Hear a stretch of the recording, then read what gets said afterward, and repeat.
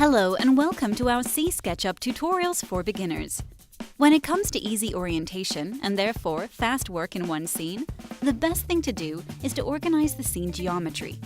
The simplest and the most useful way to do that in SketchUp is using groups and components.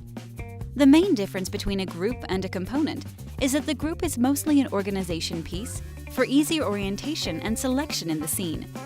The components, however, are already finished pieces which are used repeatedly in numerous scenes. Think of them as geometry stamps that you have pre-made and are just loading in the future. In order to take advantage of this system while modeling, the first thing to do is to divide logically the geometry into elements, normally based on the way it would be divided into the real world. In this case, the picture frame and the picture itself. The picture can quickly be made into a group by selecting all of the pieces. An easy way to select all joined-together pieces is by triple-clicking on the geometry and then press right-click, Make a Group.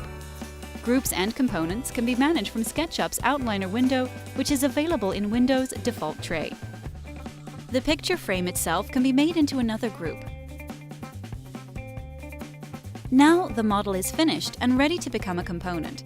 This is achieved by selecting all of the pieces, then right-click Make a Component. There are a few descriptive options in the Components Creation panel, most of which are used for more comfortable orientation. If your component is a 2D piece, like the original SketchUp figures, be sure to click Always Face Camera option. But since this is a 3D model, we don't need this option.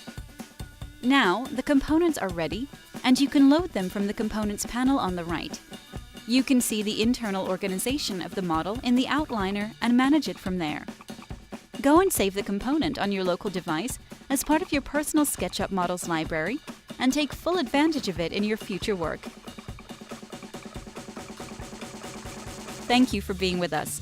Don't forget to subscribe for more great tips on how to use SketchUp. Have questions?